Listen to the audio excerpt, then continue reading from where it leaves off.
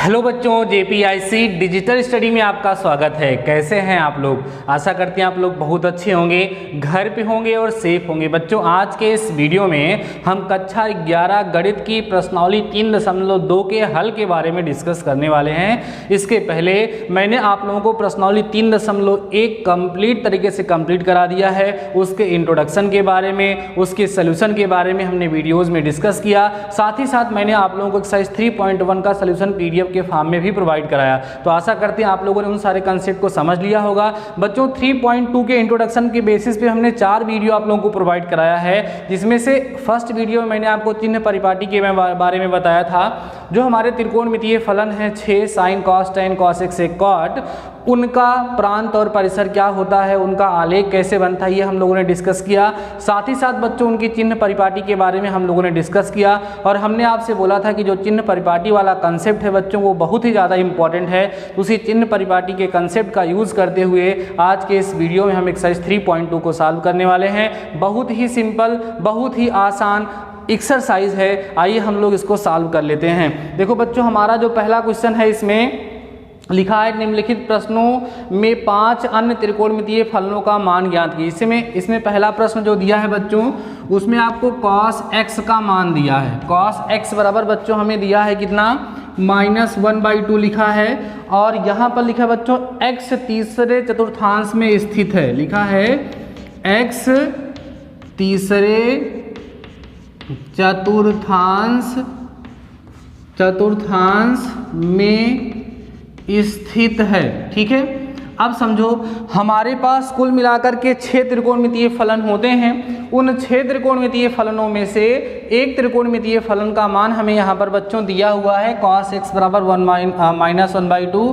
कह रहे हैं x तीसरे चतुर्थांश में है तो बाकी सबका मान ज्ञात करो। अब आप सोचो, हमने आपको बताया था बच्चों ASTC रूल, ध्यान दो, ASTC रूल बताया था हमने आपको। ऑल पॉजिटिव, साइन और उसका उल्टा कॉसेक पॉजिटिव, बाकी सब निगेटिव, tan और क्वाड पॉजिटिव, बाकी सब निगेटिव, कॉस और सेक पॉजिटिव, बाकी सब निगेटिव। तो तीसरे में बच्चों कौन कौन पॉजिटिव होगा, tan और क्वाड पॉजिटिव होगा, बाकी सब निगेटिव होगा। तो आपको cos x का मान यहाँ दिया है, उसकी हेल्प से बाकी सारे मान ज्ञात करने हैं। इस मान को ज्ञात करने का 2 तरीका है। एक जैसे आप क्लास 10th में करते थे, त्रिभुज बना करके आधार और कर्ण आपको पता चल जाएगा, लंब निकाल करके सॉल्व करोगे। दूसरा तरीका होता है बच्चों कि हम त्रिकोणमितीय सरसंख्या का प्रयोग करें, और वो ज़्यादा अच्छा तरीका आपके लिए होगा। ठीक है, या आप त्रिभुज का भी प्रयोग कर सकते हैं, सरसंख्या का प्रयोग करेंगे तो आपके लिए ज़्यादा अच्छा होगा। मैं तो सरसंख्या का प्रयोग करूंगा। तो cos x बराबर बच्चों कितना दिया है, -1/2, दोनों पक्षों का वर्ग कर दो तो cos square x equal to बच्चों 1/4 आपको यहाँ से मिल जाएगा। ठीक है, अब इसको लिखोगे 1 - sin square x equal to 1/4। तो 1 - 1/4 इक्वल टू स्टूडेंट्स आपको मिलेगा sin स्क्वायर x। ठीक है, तो आपको sin square x equal to LCM लोगे 3/4 आएगा। तो यहाँ से आपको बच्चों sin x इक्वल टू √3/2 मिल जाएगा। इसमें कोई डाउट तो आपको है नहीं? बोलो, इतनी बात समझ में आ गई है? तो sin x जो आपको मिला, sin x का मान √3/2 मिलेगा। ठीक है, यहाँ लिखेंगे परंतु x belongs to third quadrant, यहाँ लिख देंगे हम लोग x जो है थर्ड क्वाड्रेंट में है, और थर्ड क्वाड्रेंट में साइन जो होता है बच्चों निगेटिव होता है। इसलिए sin x की जो वैल्यू हमें यहाँ से मिलेगी वो कितनी मिलेगी, -√3/2 मिलेगी। यही आपको ध्यान देना है, यहाँ पे बातें समझ में आ रही हैं? चलो, साइन मिल गया आप लोगों को। अब क्या पता करोगे आप? चलो हम एक काम करते हैं, कॉसेक लिख लेते हैं। तो कॉसेक बच्चों क्या होता है, 1/sin होता है, कॉसेक x 1/sin x होता है। और जहाँ साइन निगेटिव होता है वहाँ पर कॉसेक भी क्या होता है, निगेटिव होता है। तो पुट कर दो वैल्यू यहाँ पर बच्चों, लिखोगे कॉसेक x इक्वल टू 1/-√3/2। 2 ऊपर चला जाएगा बच्चों तो आपको मिलेगा कॉसेक x इक्वल टू -2/√3। तो कॉसेक x की वैल्यू भी आपको यहाँ से जो मिलेगी वो कैसी मिलेगी, निगेटिव ही मिलेगी, ऋणात्मक ही मिलेगी। चलो भाई, हमें कॉस दिया था तो उसकी हेल्प से हमने क्या किया, साइन का मान पता कर लिया बच्चों, और कॉसेक का बदल दिया। अब हम चलिए पता कर लेते हैं सेक। देखो cos x जो है बच्चों आपको कितना दिया है, -1/2। सेक x किसके इक्वल होगा, 1/cos x के इक्वल होगा। तो सेक x इक्वल टू बच्चों 1/-1/2 जब करोगे आप तो सेक x इक्वल टू आपको -2 मिल जाएगा। और सिंपल सी बात है, जहाँ पर कॉस निगेटिव होता है बच्चों वहाँ पर सेक भी क्या होता है, निगेटिव होता है, इसलिए सेक एक्स की वैल्यू जो हो जाएगी वो कितनी हो जाएगी, -2 हो जाएगी। अब हम बात करेंगे tan x की, किसकी बात करेंगे, tan x की। जो tan x होगा बच्चों किसके इक्वल होगा हमारा, वो sin x अपान cos x के क्या हो जाएगा, इक्वल हो जाएगा। चलो सॉल्व करो भाई, यहाँ से tan x equal to sin x की वैल्यू बताएंगे आप हमें क्या, यस सर sin x की जो वैल्यू है वो √3/2 आई है। अभी sin को आप ध्यान नहीं दोगे, √3/2 और cos x की वैल्यू कितनी थी बच्चों, 1/2। sin नहीं देखेंगे, इसको कट जाएगा ये। तो बच्चों आपको यहाँ से tan x की जो वैल्यू मिल रही है वो कितनी मिल रही है, √3।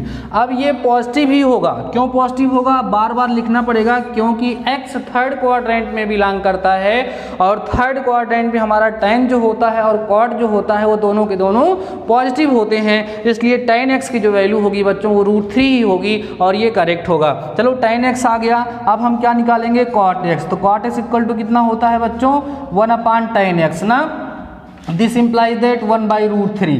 तो फाइनली हम लोग यहाँ से cot x की वैल्यू कितनी पा जाएंगे, 1/√3 पा जाएंगे। तो सारी वैल्यूज हम लोगों ने फाइंड कर लिया, एक जगह ला करके आप लिख दीजिए बच्चों, sin x की जो वैल्यू आप लोगों को मिली है वो -√3/2 मिली है, और उसके साथ साथ cos x जो मिला है -2/√3 मिला है।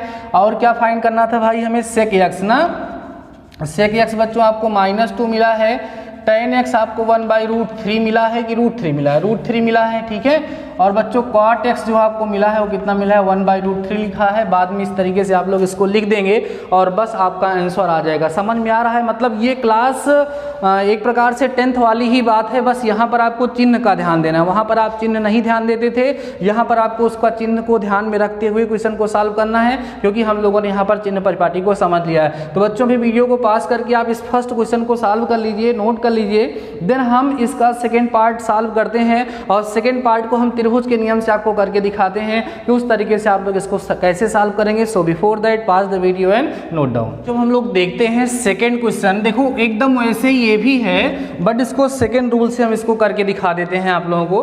कह रहे बच्चों sin x equal to 3/5, x दूसरे चतुर्थांश में स्थित है। देखो x दूसरे चतुर्थांश में स्थित है, हमने फिर से आपको रूल यहाँ पर दिखाया था ASTC। तो सेकेंड में कौन कौन, साइन और उसका उल्टा बच्चों कौन, कॉसेक। कैसा होगा, पॉजिटिव होगा, बाकी सब निगेटिव होगा। तो यहाँ पर साइन की वैल्यू 3/5 देखो पॉजिटिव में इसीलिए लिखी है क्योंकि इसमें बोला है कि ये सेकेंड क्वाड्रेंट में है, द्वितीय चतुर्थांश में है, द्वितीय चतुर्थांश में है, इसीलिए इसकी वैल्यू कैसी हो रही है, पॉजिटिव हो रही है। तो बाकी सबकी वैल्यू देखो, साइन के अलावा कॉसेक की वैल्यू पॉजिटिव होगी, बाकी सारी की सारी वैल्यूज आपको जो यहाँ से मिलेगी वो कैसी मिलेंगी, निगेटिव मिलेंगी। कैसे करेंगे, सिंपल सा तरीका है बच्चों, आपने सीखा है कि साइन थीटा बराबर लंब बटे कर्ण होता है। तो 3 को लंब ले लेते हैं और 5 को कर्ण ले लेते हैं। अब इस त्रिभुज का नाम हम लोग ABC कर लेते हैं और यह कोणवा जो है यह कोण हम x ले लेते हैं। तो बच्चों यहाँ से आपको अगर AB की वैल्यू निकालनी पड़ जाए तो कैसे निकालोगे, 5 का स्क्वायर माइनस 3 का स्क्वायर। तो AB का square is equal to 25 minus 9, then AB का स्क्वायर इक्वल टू 16 बच्चों। तो AB इक्वल टू आपको √16 मिलेगा, इसका मतलब AB इक्वल टू आपको 4 मिल जाएगा। तो इस तरीके से हमें क्या हुआ, इस ट्रायंगल की सारी साइड्स ना पता चल गई। और जब सारी साइड पता चल गई, सारा खटाखट आप निकालना स्टार्ट कर दीजिए। साइन x इक्वल टू 3/5 है तो cos x निकालो बच्चों। cos x का फार्मूला क्या होता है, बेस अपान हाइपोटेनस होता है। cos x equal to base कितना है, 4 है, और हाइपोटेनस कितना है बच्चों, 5। बेस यहाँ पर 4 आया है, 4/5 आपको यहाँ से मिल जाएगा cos x की वैल्यू। अब यहाँ बोलेंगे चूंकि x कहाँ है, x belong to second quadrant, इसलिए cos x जो होगा वो -4/5 आएगा, क्योंकि बच्चों सेकेंड क्वाड्रेंट जो होता है, द्वितीय चतुर्थांश जो होता है, वहाँ पर cos का मान कैसा होता है, निगेटिव होता है। चलो साइन मिल गया, cos मिल गया, अब किसकी बारी, tan की ना। tan x इक्वल टू क्या होता है, परपेंडिकुलर अपान बेस होता है। तो tan x equal to perpendicular कितना है, 3 है, बेस कितना है, 4 है। यहाँ बोलेंगे चूंकि x belongs to second quadrant and second में tan कैसा होता है, निगेटिव, इसलिए tan x इक्वल टू बच्चों -3/4 हो जाएगा। क्लियर हो रही हैं बातें, कोई डाउट तो नहीं हो रहा है भाई, आप लोगों को समझ में आ रहा है। अब हम बात करते हैं cot x की। cot x equal to base upon बच्चों क्या होता है, परपेंडिकुलर। तो cot x equal to base कितना है सर, बेस आपने 4 पाया है तो -4/3 डायरेक्ट लिख देते हैं, क्योंकि हमारा जो cot है वो किस क्वाड्रेंट में है, सेकेंड में, और सेकेंड में जो cot होता है वो कैसा होता है, निगेटिव होता है। इसलिए cot x की जो वैल्यू आएगी बच्चों कितनी मिल जाएगी आपको, -4/3 यहाँ से मिल जाएगी। क्लियर हो रही बात। तो क्या क्या पता चल गया, साइन पता ही था, cos निकाल दिया, tan निकाल दिया और cot निकाल दिया। अब क्या निकालोगे भाई, साइन cos tan। ठीक है, अभी हमारे पास बचा है cosec। तो जो cosec x है बच्चों वो होता है हाइपोटेनस अपान बेस। ठीक है, तो cosec x equal to hypotenuse कितना है, 5 है, और बेस नहीं भाई, हाइपोटेनस अपान परपेंडिकुलर, ठीक लिखा है मैंने, 5/3। तो cosec x की वैल्यू यही हो भी जाएगी, क्योंकि x जो है वो सेकेंड क्वाड्रेंट में बिलोंग करता है, x सेकेंड क्वाड्रेंट में बिलोंग करता है, और cosec जो है वो हमारा सेकेंड क्वाड्रेंट में पॉजिटिव होता है, इसलिए cosec x की वैल्यू कैसी आएगी, पॉजिटिव ही आएगी। चलो इसके बाद बात कर लेते हैं बच्चों हम sec x की, जो होगा हमारा हाइपोटेनस अपान बेस। तो sec x equal to hypotenuse कितना है, 5 है, और बेस कितना है बच्चों आपके पास 4 है, 5/4 ये मिल जाएगा।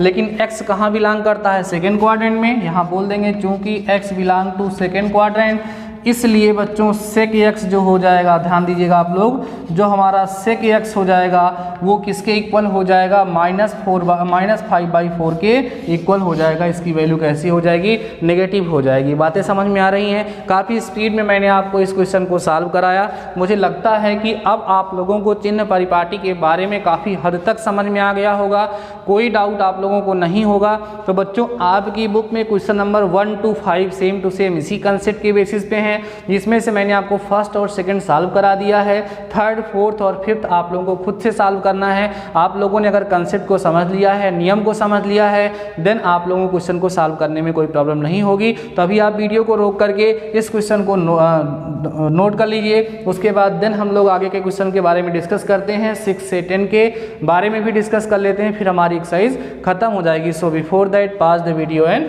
नोट। तो बच्चों हम लोगों ने क्वेश्चन नंबर 1 to 5 तक डिस्कस कर लिया। अब इस एक्सरसाइज में कुल 10 क्वेश्चन हैं, जिसमें 5 तक हम लोग कर चुके हैं, 6, 7, 8, 9, 10 हम लोगों को करना है, और सारे क्वेश्चन एक जैसे हैं। तो इधर से भी 2 क्वेश्चन मैं आपको बता देता हूं, फिर एक्सरसाइज आराम से खत्म हो जाएगी।